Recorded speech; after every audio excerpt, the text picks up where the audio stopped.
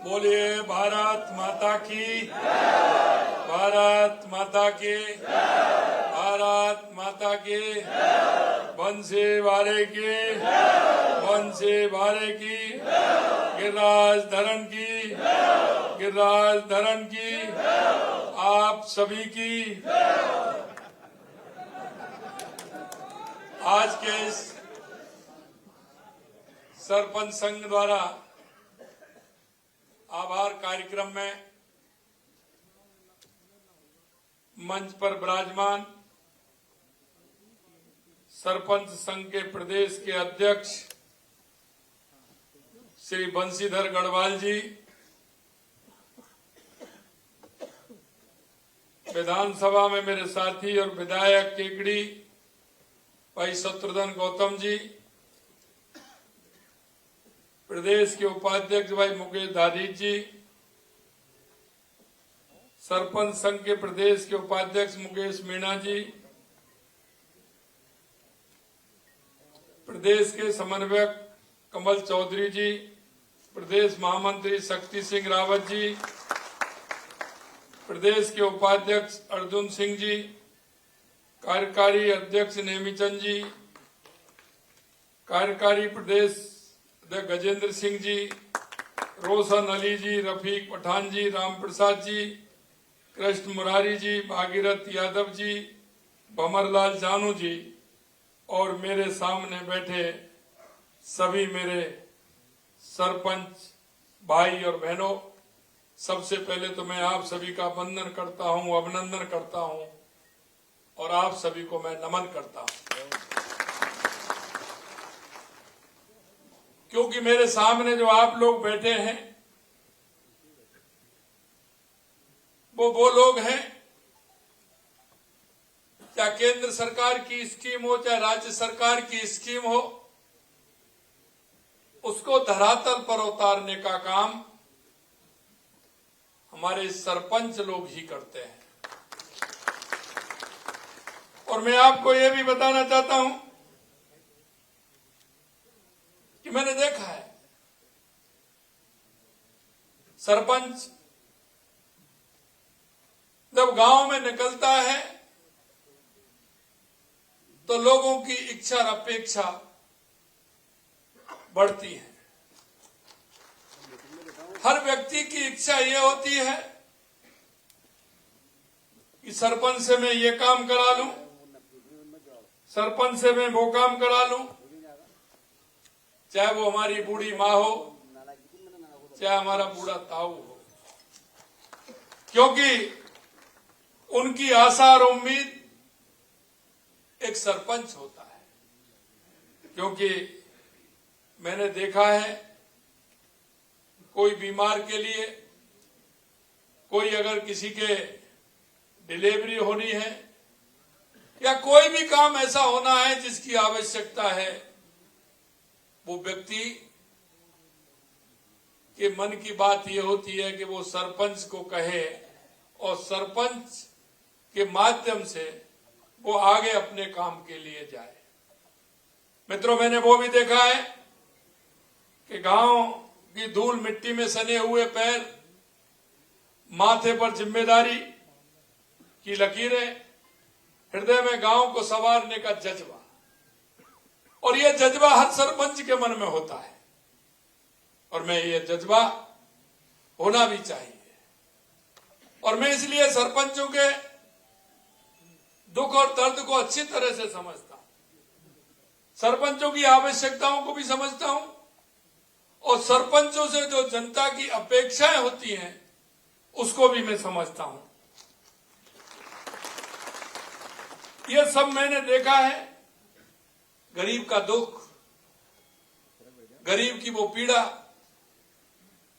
वो हमारी बूढ़ी मां की अपेक्षा, गांव के उस नौजवान की धारणा, ये सभी उसमें समाहित होती है। कोई भी काम होता है, किसी सरपंच को बुरा नहीं लगना चाहिए। कभी कभी मैं देखता हूं लोगों की इच्छा और अपेक्षा ये हो जाती है, तो कहावत में भी कह देते हैं, चाहे वो खेत कटना हो चाहे गाय भैंस को खोलना हो, तो वो कह देते हैं कि सरपंच को बुला लाइए। इस काम को कौन करेगा? घर की बोलचाल में आ जाता है कि सरपंच को बुला लाइए, वो कहता है कि नहीं कहता है? तो मैं इसको दूसरे रूप से कहता हूं, आप सौभाग्यशाली हो। क्यों? ये कहावत है ना, एक कहावत चलती है ना गांव में, टूटी फूटी ठठेरे के द्वार। आती है कि नहीं आती है? तो जो भी काम उस पंचायत में गांव में होता है वो सरपंच के माथे होता है, और अच्छा हो गया वो भी उसके माथे हो गया, और थोड़ा अगर ऐसा वैसा हो गया तो भी सरपंच के माथे हो गया। होता है कि नहीं होता है? इसलिए मैं कहना चाहता हूं कि वो सारी बातें आपको बड़ी सहजता से लेनी चाहिए, क्योंकि जनता की जो इच्छा और अपेक्षा होती है उसको हम कभी इनकार नहीं कर सकते। कभी कभी तो बात यह आती है कि सरपंच को बुला लो, मेरा ये काम कर जाएगा, भैंस को सानी कर जाएगा, तो आपको कह देनी चाहिए आ रहा हूं, बताओ कितने बजे आना है। फिर उससे ये भी कहना कि दूध काट के उसको भी मैं ले जाऊंगा, तो वो ये कहेगा रहने दीजिए बताइए था, फिर तो हम कर लेंगे। कहेगा ही नहीं कहेगा। तो ये बातें वो इसलिए है कि सरपंच का मर्म और सरपंच के प्रति लगाव और जनता का विश्वास, ये बहुत बड़ी आवश्यकता है। मित्रों, मैं यही कहना चाहता हूं कि आपको ये ईश्वर ने सौभाग्य दिया है, ये हर किसी को नहीं मिलता है। मैंने पिछली बार भी आया था, जब भी मैंने कहा था सरपंच तो आप 5 साल के हैं, लेकिन जीवन भर सरपंच हो गए कि नहीं हो गए हैं? वो यही कहेगा कौन सा सरपंच, कोई पूछेगा तो ये कहेगा नहीं वो फलाना, जब नाम आएगा नहीं आएगा कौन, वो सरपंच आए थे। आएगा कि नहीं आएगा?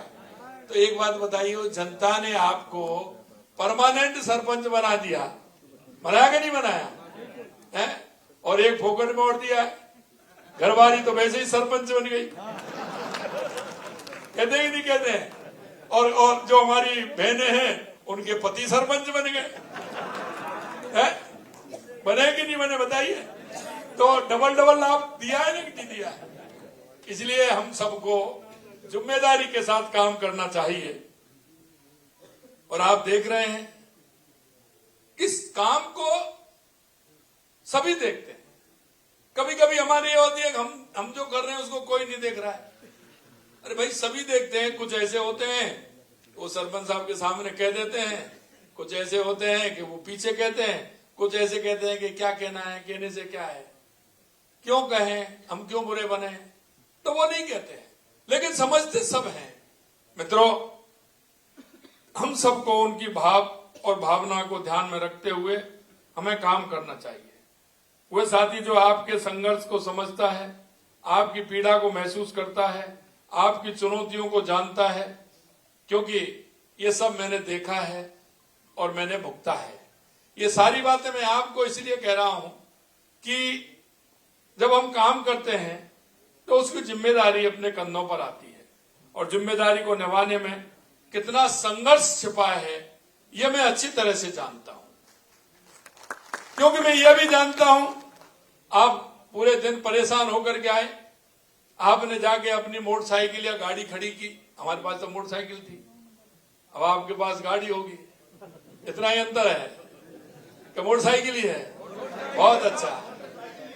तो जब आप मोटरसाइकिल लेकर के घर के सामने लगाओगे तो आप दिन भर परेशान होके आओगे, लेकिन जब 5, 7, 10 लोग बैठे पाएंगे तो आप देख करके उनके मन में आपके में प्रसन्नता होनी चाहिए। उसमें यह नहीं होना चाहिए कि मैं तो दिन भर वहां से आया हूं और आते ही मेरे को तो 10 लोग यहां मिल गए। अरे आप सौभाग्यशाली हैं। देखिए, व्यक्ति 3 बातों में आता है, या तो आपके भाव में आएगा तो आप तो भाव में आ रहा है तो आपको मदद करनी चाहिए कि नहीं चाहिए, या वो अभाव में आ रहा है, अगर अभाव में आ रहा है तो उसको हमें मदद करनी चाहिए कि नहीं जानी चाहिए। वो ये उम्मीद से आ रहा है अभाव में कि मेरी मदद करेंगे। और एक तीसरा होता है कि वो आपके प्रभाव में आ रहा है। अगर अभाव में आ रहा है तो आप भाग्यशाली हो, और आपके अगर प्रभाव में आ रहा है तो आप अति भाग्यशाली हो। इसलिए वो आपके पास आ रहा है। उसको कोई भी रूप दे दीजिए। आप तो ये मान लीजिए कि उसको परमात्मा ने आपके पास भेजा है, क्योंकि आप एक जनप्रतिनिधि होने के नाते एक उस परमात्मा का रूप भी है जो आपको उन लोगों के द्वारा ये महसूस होता है, चाहे वो भाव में हो, अभाव में हो, प्रभाव में हो, वो आपके पास आते हैं। तो मैं आपसे यही कहना चाहता हूं कि उनको पूरी तरह से आप सुने और उनके समाधान की पूरी कोशिश करें। मैं ये नहीं कह सकता कि आप पूरी समस्याओं का समाधान कर पाओगे, लेकिन उसमें मल्लम लगा पाओगे। वो गांव में कहावत है ना, गुड़ मत दे लेकिन गुड़ की सी बात तो कर ले, है? तो उससे अगर बात करेंगे तो उसका निश्चित रूप से दुख में, उसके में कमी आएगी। यह सिर्फ एक पद नहीं है, यह तपस्या थी, एक साधना है। उसी के कारण आप सभी को सम्मान मिलता है। भाइयों बहनों, हमारे देश में सच्ची लोकतांत्रिक ताकत आप जैसे ग्राम प्रतिनिधियों में बसती है। जो मैंने कहा आपको कि जो भी योजना होगी उसका पालन आपके द्वारा होगा। आप सभी हमारे गांव के सेवक हैं और एक सेवक का मर्म सेवक ही समझ सकता है। आप किसानों की समस्याओं को भी बारीकी समझते हैं और आप पशुपालकों की समस्याओं को भी समझते हैं। और आपने देखा कि लगातार हमारी सरकार किसानों के लिए लगातार काम कर रही है।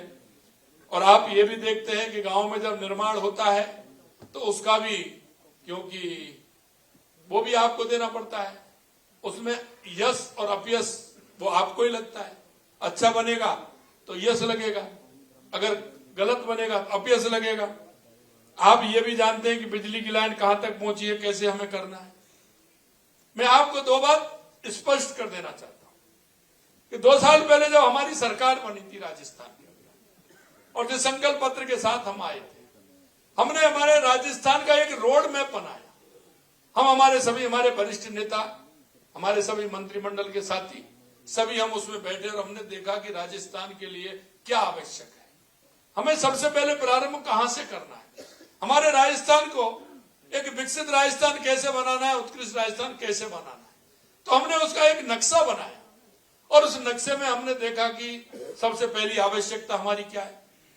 आप भी ग्राम पंचायत में देखते हो ना, सबसे पहले आवश्यकता क्या है, दूसरे नंबर क्या है, तीसरे नंबर क्या है। यही हमने देखा कि सबसे पहले आवश्यकता हमारी क्या है। तो राजस्थान में सबसे पहले आवश्यकता किस बात की थी, आपसे पूछता हूं, पानी की थी ना।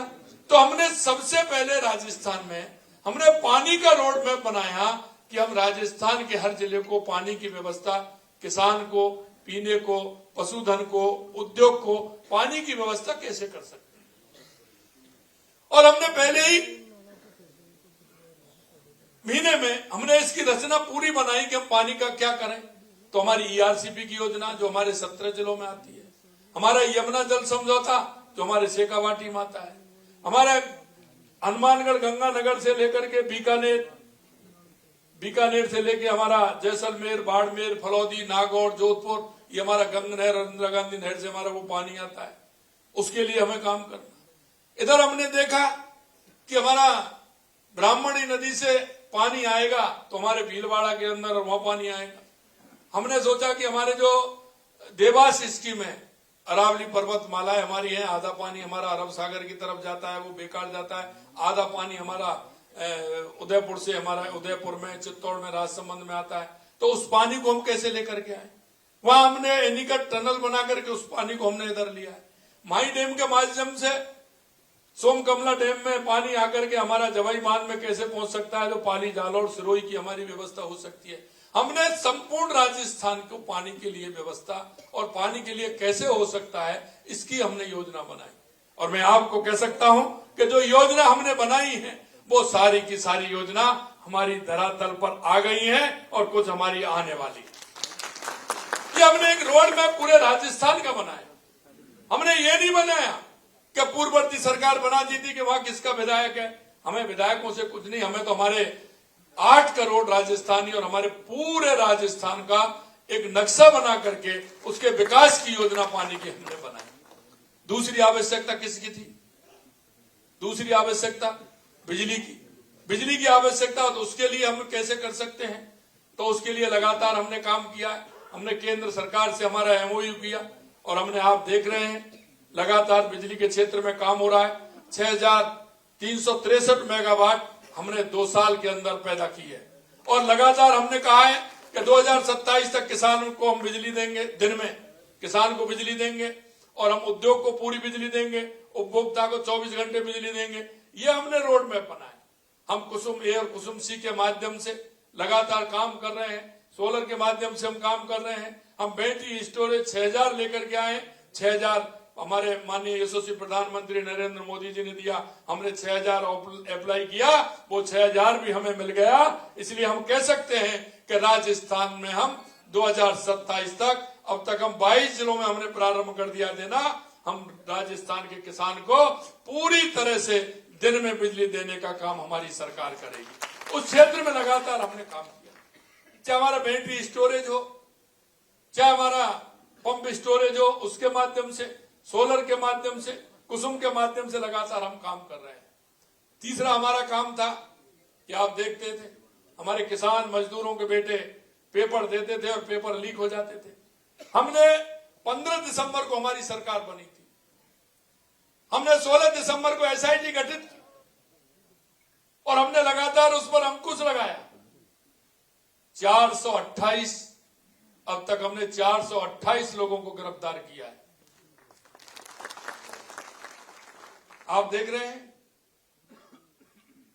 क्या 2 साल के अंदर एक भी पेपर लीक हुआ है? हमने 1 लाख युवाओं को नियुक्ति पत्र दे दिया। 1,44,000 की हमारी काम चल रहा है, प्रक्रियाधीन है। और आपने देखा जनवरी के महीने में पहली बार 1 लाख लोगों के लिए कैलेंडर, युवाओं के लिए कैलेंडर निकाला है कि आप फॉर्म, डेट आपकी जब निकलेगी, फॉर्म भरेंगे, पेपर होगा, परिणाम आएगा और आपको नियुक्ति पत्र मिलेगा। हमारे युवाओं के सपनों को हम पूरा करने के लिए पूरी ताकत लगा रहे हैं और आप देख रहे हैं अभी तक हमने दे दिया। अभी हमारा प्रधानमंत्री जी का कार्यक्रम होने वाला है, 21,000 नियुक्ति पत्र फिर देने वाले हैं। मैं आपसे कहना चाहता हूं कि हमारा राजस्थान का युवा अगर विकसित होगा, युवा अपने पैरों पर खड़ा होगा तो हमारा राजस्थान खड़ा होगा। हमारा किसान खड़ा होगा तो हमारा राजस्थान खड़ा होगा। हमारी माता बहनें खड़ी होंगी तो हमारा राजस्थान खड़ा होगा। हमारा मजदूर खड़ा होगा तो हमारा राजस्थान खड़ा होगा। और आप देख रहे हैं कि हमने पहली साल में राइजिंग राजस्थान किया। राइजिंग राजस्थान में 35 लाख करोड़ के एमओयू हुए और एमओयू के माध्यम से 8 लाख करोड़ के काम जमीन पर उतर गए। 8 लाख करोड़ के जमीन पर उतरे तो वो काम तो हमारे लोग ही करेंगे। लगातार हम उनको नौकरी देने का काम कर रहे हैं और अभी हम युवा नीति लेकर के आए। मैं आपसे इसलिए कहना चाहता हूं, आप उन युवा नीति को लेकर के गांव के युवाओं को सजग करें, क्योंकि जो नौकरी लेने वाले बन रहे हैं उनको कहिए आप नौकरी देने वाले बने।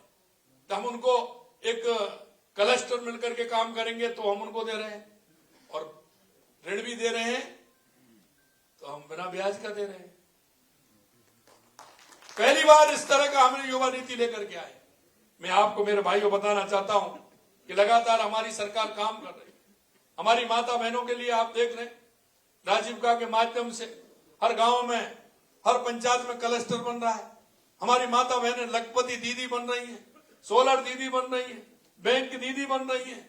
उनको कैसे, क्योंकि घर में काम होता है तो वो खेती कियारी का काम किया, थोड़ा बहुत घर का काम हुआ, उसके बाद फ्री रहती है। हमने कहा आपको 2 घंटे 3 घंटे जितना समय निकाल सकती हैं उस क्लस्टर के माध्यम से आप आइए, आपको पैसा भी मिल रहा है और आप काम भी करिए, जो आप चाहती है वो काम करिए। लगातार हमारी बहनों के उत्थान के लिए हमारी सरकार काम कर रही है। आपने देखा शिक्षा और चिकित्सा के क्षेत्र में लगातार हम काम कर रहे हैं।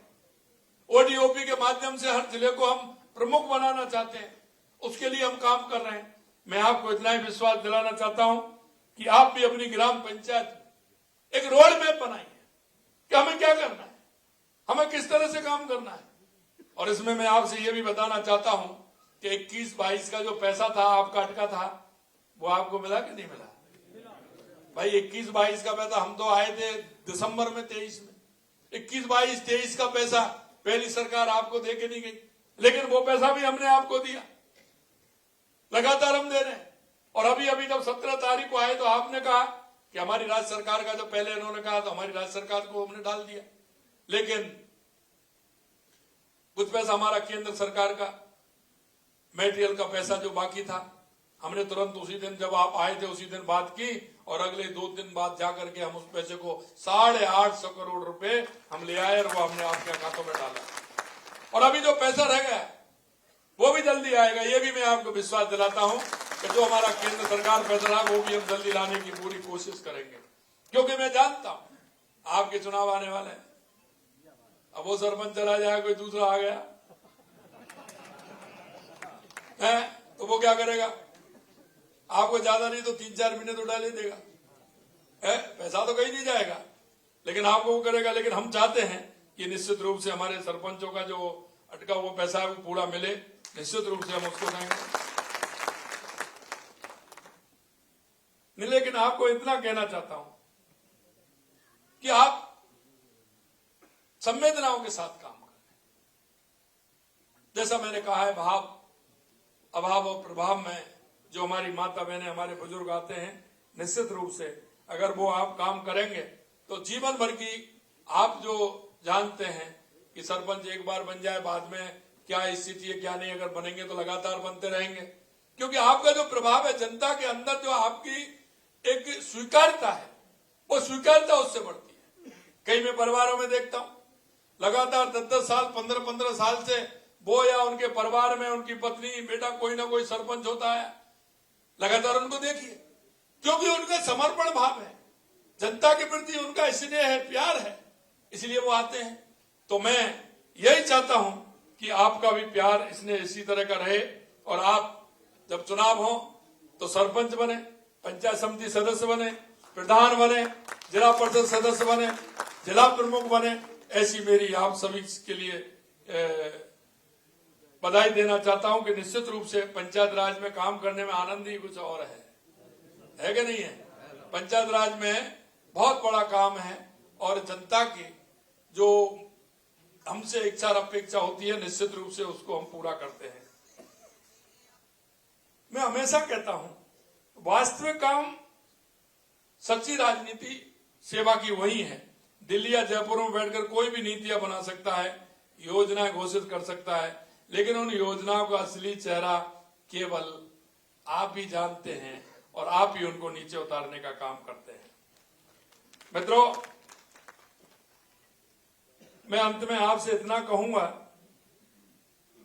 कि विकसित भारत अभी जो योजना हमारी बीबीजी रामजी योजना, उसमें पहले इस योजना को गांव का पुनर्निर्माण महाअभियान है। इस कानून की सबसे बड़ी खासियत यह है कि इसमें ग्रामीण क्षेत्र में जो 100 दिन काम मिलता था वो 125 दिन मिलेगा। दूसरा मैं कहना चाहता हूं, आप ही कहते थे, सरपंचों की मांग होती थी कि जब गांव में फसल का समय आता है तो नरेगा उस समय बंद होना चाहिए, क्योंकि अगर उसमें उस मजदूर को भी परेशानी रहती है। मजदूर कहता है मैं तो आज वहां से ले आता, और आप तो जानते हैं गांव में पहले कोई पैसे तो देते नहीं थे। गांव में क्या देते थे? जो फसल कटती थी उस फसल को ही देते थे, देते कि नहीं देते?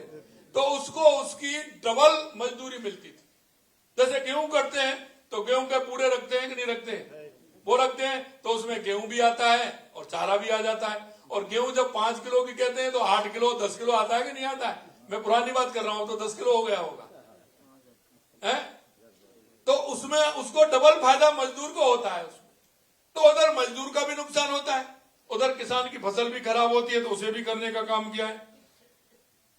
यानी साल के 4 महीने मिलेगा उनको।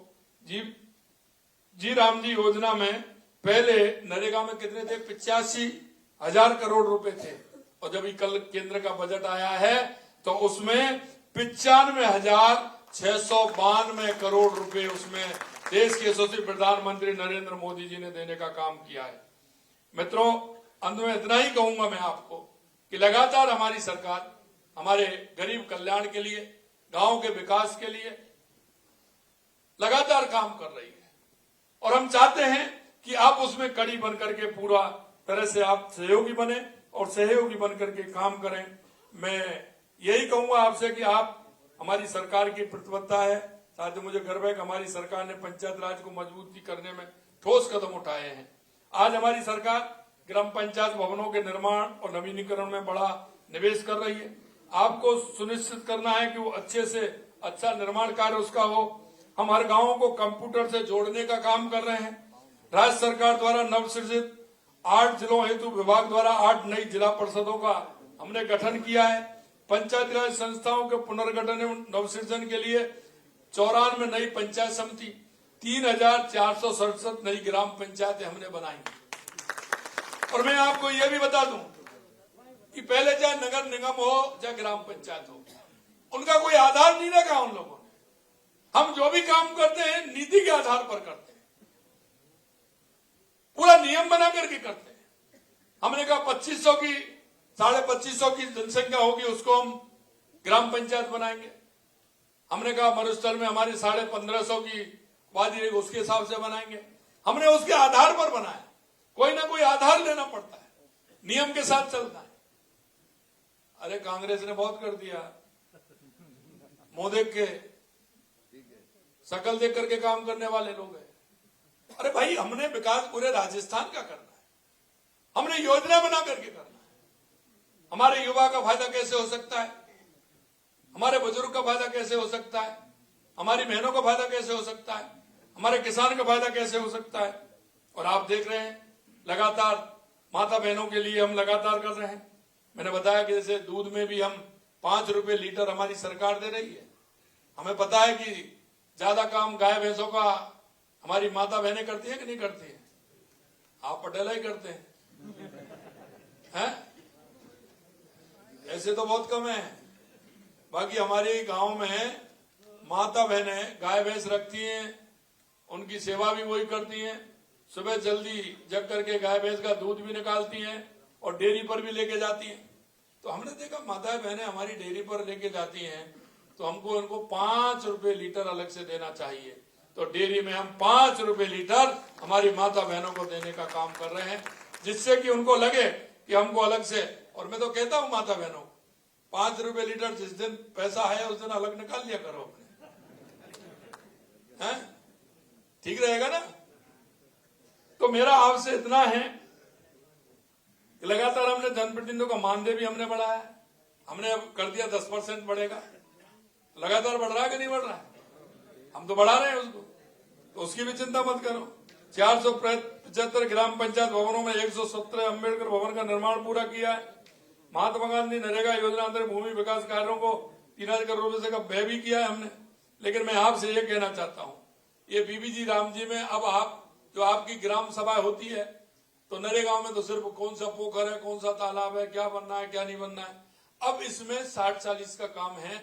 इसमें पक्के काम के लिए आप अपना ग्राम सभा जो होती है उसमें पूरी ग्राम सभा में लेकर के उसको कोई भी काम ऐसा करा सकते हैं जो आपके लिए वो यादगार बने।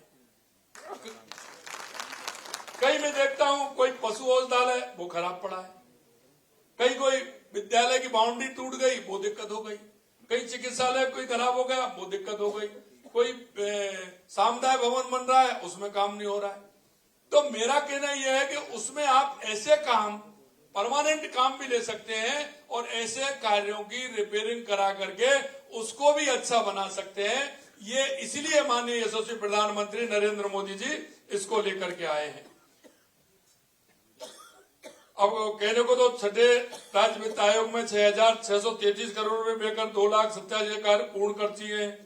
सांसद स्थानीय में 318 करोड़ रुपए हमने दिए, विधायक कोटे में भी दिए, डांग विकास क्षेत्र में 45 करोड़ रुपए देकर 742 कार्य पूर्ण किए। बहुत सारे काम हैं, उनको तो मैं नहीं बताऊंगा।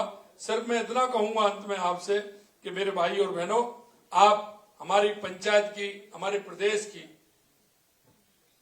काम के लिए, विकास के लिए आप रीढ़ की हड्डी हो। मैं इतना ही कहूंगा आपसे कि आप हर समस्या के समाधान में अपना सहयोग करें। और हमारी जो गांव की पंचायत जो हम कहते हैं कि हमारे गांव का विकास होना चाहिए, उसकी धुरी आप हैं। आप उसको सुनिश्चित करें।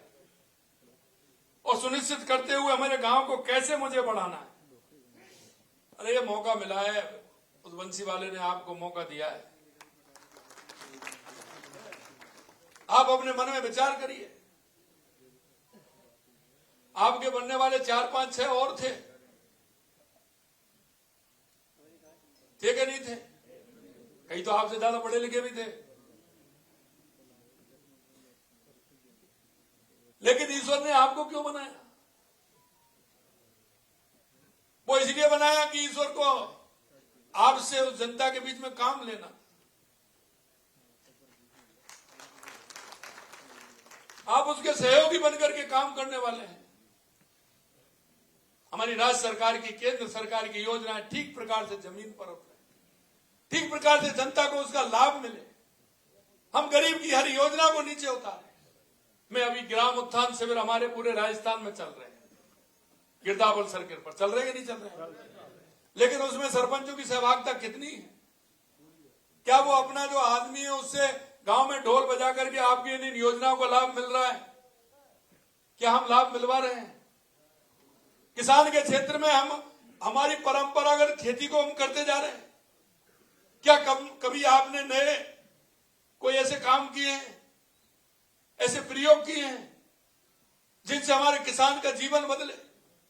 अभी मैंने इस ग्राम उत्थान में कहा है कि हर पंचायत में जिनमें पॉली हाउस नहीं है, ग्रीन हाउस नहीं है, उसमें एक कम से कम बनाइए, जिससे गांव के लोग देखें और उसमें कौन सी अच्छी पैदावार हो रही है उसको लेकर के आगे बढ़े, जिससे मेरा गांव का किसान मजबूत हो। और आपको यह करना है। मैं कहता हूं, मैंने खेती की, मैंने खूब लगातार खेती की, उसमें मैंने लगातार हर साल कोई ना कोई नया काम करता था, नया देखता था क्या हो सकता है।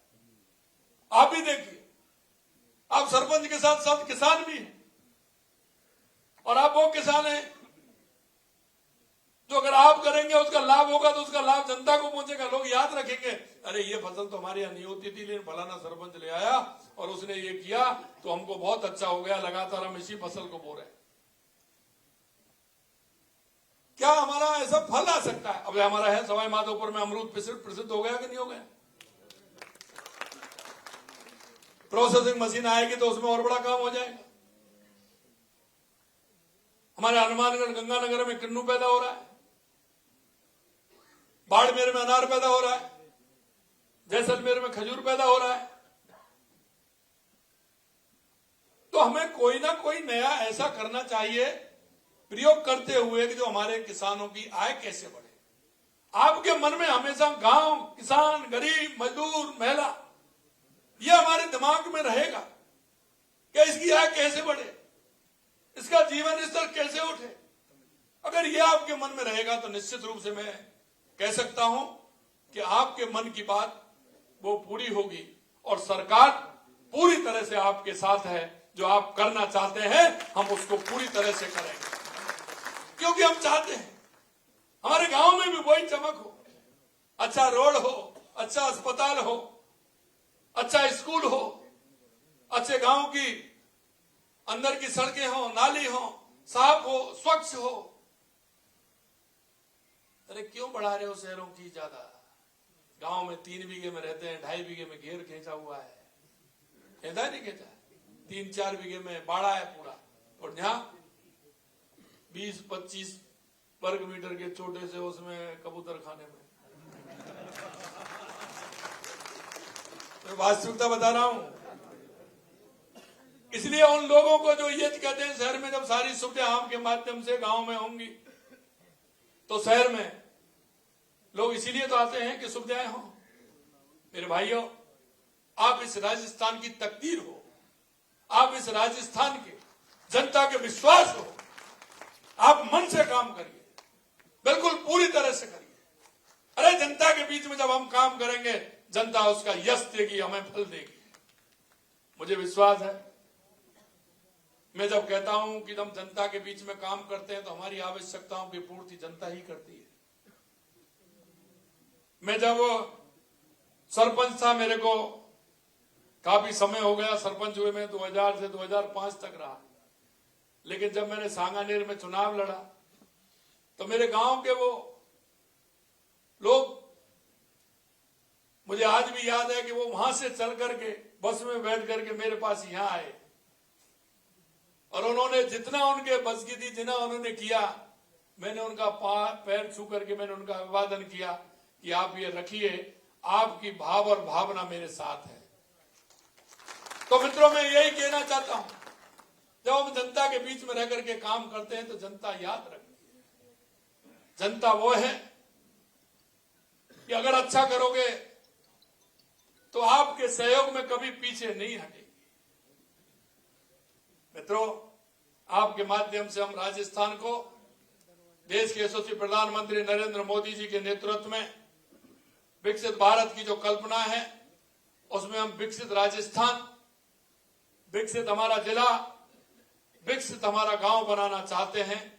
उसमें आप सभी के सहयोग की आवश्यकता है और आप निश्चित रूप से अगर सहयोग करेंगे, आप अगर एक जनप्रतिनिधि के रूप में या एक नागरिक के रूप में, क्योंकि हम इस प्रदेश के, देश के नागरिक भी हैं और नागरिक होने के नाते हम सबका कर्तव्य बनता है कि हमारी केंद्र सरकार, राज्य सरकार की जो योजना है उनको नीचे धरातल पर, हमारे अंतिम पायदान पर खड़ा उस व्यक्ति को कैसे पहुंचे।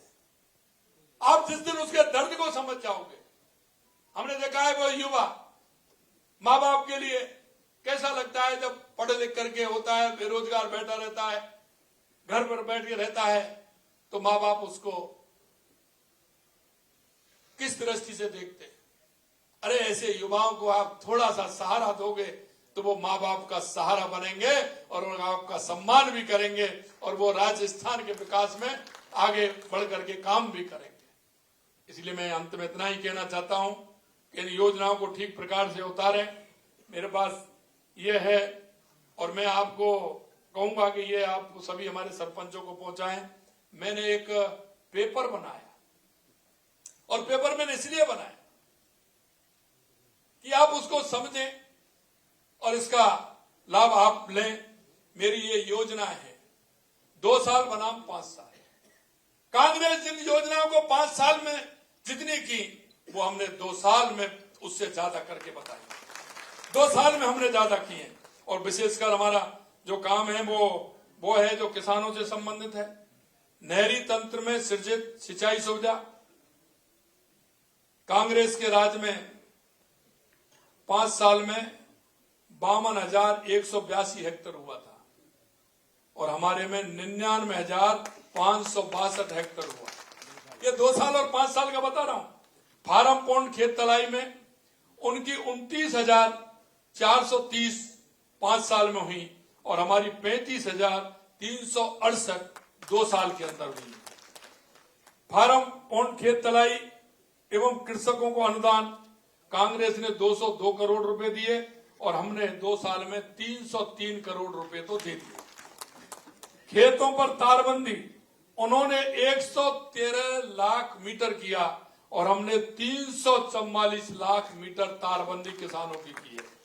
सेट एंड हाउस उन्होंने, अगर मैं उनका बताऊं तो 2 साल में तो कुछ ही नहीं हुआ उनका, जीरो कहिएगा तो, लेकिन 5 साल में उन्होंने 8,60,000 वर्ग मीटर किया और हमने 2 साल में 9,68,000 वर्ग मीटर हमने किया है। पाइपलाइन पर अनुदान से लाभान्वित कृषक कांग्रेस में 2 साल में तो 45,000 और 5 साल में 51,582 और हमने किया है 98,753 2 साल के अंदर। स्वामित्व कार्ड वितरण योजना में कांग्रेस ने 2 साल में तो 1,75,000 किया, 13,90,000 हमने किया है। ये 8 गुना है, 2 साल में 8 गुना किया है। पशु चिकित्सालय का प्रथम श्रेणी पशु चिकित्सालय में क्रमोन्नत कांग्रेस ने 2 साल में 1 किया था, 5 साल में 49 किए थे और हमने 2 साल में 101 किए हैं। क्योंकि पशुपालन और खेती का मिलकर के काम होता है। पशुपालन हमेशा किसान की अर्थव्यवस्था को संभालता है। बहुउद्देशीय पशु चिकित्सालय में क्रमोन्नयन उन्होंने 1 भी नहीं किया, 5 साल में 13 किए और हमने 2 साल में 50 किए हैं। गौशाला को सहायता राशि, अब वो कह रहे हैं गौशाला को सहायता राशि, अरे तुमने कितनी दी? 3,117 करोड़ दी थी उन्होंने 5 साल के अंदर और हमने 3,433 करोड़ रुपए तो 2 साल में दे दी। ये अंतर बता रहा हूं आपको केंद्रीय सहकारी बैंक द्वारा अल्पकालीन ऋण उन्होंने दिया 22,224 करोड़ और हमने दे दिया 48,325 करोड़ रुपए। किसानों को बिजली बिलों में अनुदान उन्होंने दिया 26,707 करोड़ रुपए, हमने दे दिया 46,502 करोड़ रुपए। डिग्गी निर्माण में उन्होंने दिया 4,832 करोड़ रुपए और हमने दिया 7,959 करोड़ रुपए। मैं आपको बहुत है, ये तो 4-5 पन्ने में क्या कितना बताऊंगा आपको मैं ये भिजवा दूंगा, आप इसको निश्चित रूप से देखना मित्रों, क्योंकि गांव में जो व्यक्ति रहता है, गांव से निकल करके आता है, गांव को किसानी मजदूरी वहां की स्थिति को देखता है तो निश्चित रूप से वो महसूस करता है। और मैं इसीलिए कह रहा हूं आपसे कि ये हमने महसूस किया है और हमने देखा है, इसीलिए लगातार हम गांव, गरीब, किसान, मजदूर, अंतिम पायदान पर खड़े व्यक्ति की हम चिंता करते हैं। आपसे मैं इतना ही कहना चाहता हूं कि आप सभी लोगों का सहयोग रहेगा, आपकी आत्मीयता रहेगी तो निश्चित रूप से हम गांव, गरीब और अंतिम पंक्ति में खड़े व्यक्ति की निश्चित रूप से मदद कर पाएंगे और हम राजस्थान को विकसित राजस्थान और उत्कृष्ट राजस्थान बनाने में आप सभी के सहयोग की आवश्यकता है। उसके लिए मैं आप सभी का आह्वान करता हूं कि आप आइए, सरकार से मिलकर के इस काम को करिए। आप सभी इतनी बड़ी संख्या में आए हैं, आप सभी को दिल की गहराइयों से मैं बहुत बहुत धन्यवाद देता हूं। आप सभी को बहुत बहुत धन्यवाद। जय हिंद, जय भारत, जय राजस्थान।